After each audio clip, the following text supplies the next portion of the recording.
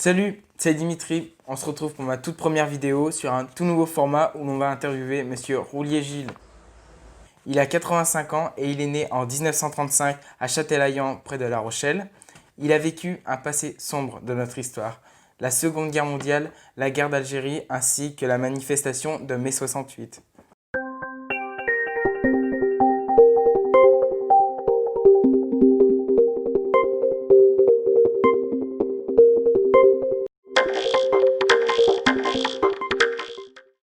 Il était au pont et chaussée à La Rochelle, comme chauffeur routier.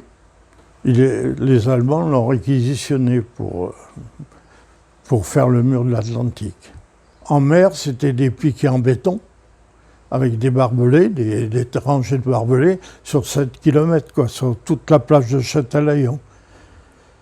Alors il était, en somme, ouvrier pour eux, quoi. C'est-à-dire qu'ils allaient chercher du gravier en Vendée, et puis il y avait du béton à faire. Enfin ça, le béton, c'était les Allemands qui le faisaient. Mais enfin, lui, il roulait le matériel, quoi, disons. Pendant 4 ans, on ne pouvait pas bouger, hein. Vous étiez chez vous et pas interdiction formelle. Là, c'était pas le couvre-feu que la nuit, c'était toute la journée. Et la nuit, ils faisaient leur patrouille. Et malgré qu'on travaillait, obligé de travailler pour eux, eh ben, mon père qui écoutait La France libre de Gaulle, eh ben, il nous tirait dans les volets parce qu'il voyait un ray de lumière. Hein.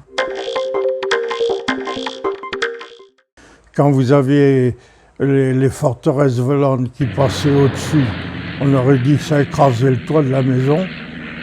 Incroyable, parce que c'était des rangées continues. On sait qu'ils ont bombardé complètement la ville de Royan. Et alors les Allemands tiraient dessus et forcément on descendait des avions qui avaient eu des ordres que s'ils étaient touchés, de tomber en mer parce qu'ils étaient recueillis par des Français qui se trouvaient sur l'île de Léron, l'île de Ré et l'île d'Aix. Il y a 3 îles, et là, ils tombaient en mer et on a récupéré, il est caché. Alors, il y a eu pas mal de personnes qui ont été sauvées grâce à ça.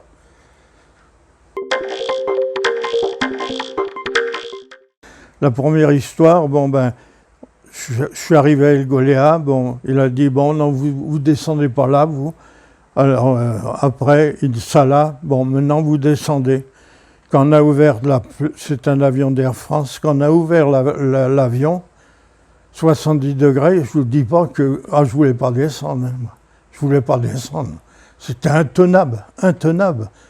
Et que vous arrivez dans la cour, la Légion était à ce moment-là de passage, et que vous voyez un gars adossé à un pilier, comme ça, en train de se reposer, un gars de la Légion, un autre qui s'engueule avec lui, il prend son poignard, il lui balance et il lui cloue sa veste sur le machin.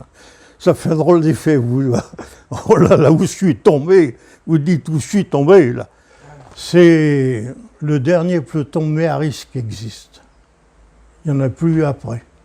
Avec des méharistes, c'est-à-dire une patrouille en dromadaire commandée par des Français, et c'était des gens de là-bas. Alors, ils faisaient les patrouilles à dromadaire, quoi. À Oran, quand on a fait les patrouilles de police, bon, alors le capitaine me dit à tous, il nous a dit, le dernier qui sera dans la colonne quand on va surveiller la ville, puisque c'était pour ça qu'on y allait, il dit, celui-là qui est en danger, c'est celui-là qui est derrière, parce qu'ils attaquent toujours par derrière. Bon, alors moi j'étais le dernier, en retrait, bien sûr. On monte une grande avenue, et puis je vois un gars qui arrive en courant. Ah, quand j'ai dit, méfie-toi.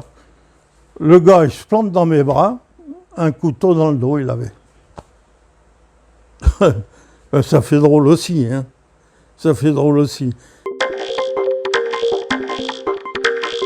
Mai 68, j'ai fait mai 68.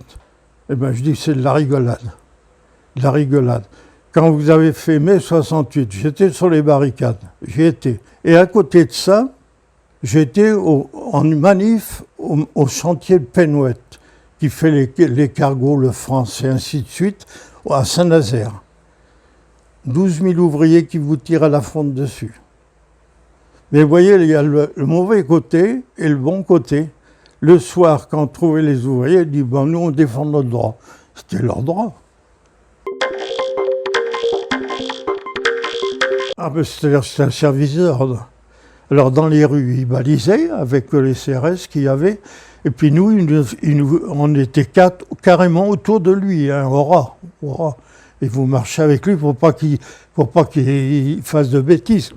Et comme lui, il ne voyait pas bien. Alors lui, il voulait aller saluer la foule, serrer les mains. Mais on disait, non, faut pas, monsieur.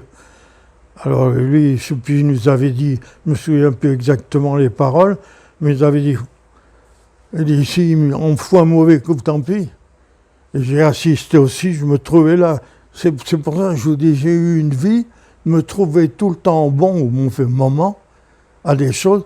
Quand au petit Clamart, ils lui ont mitraillé sa voiture à De Gaulle. Hein?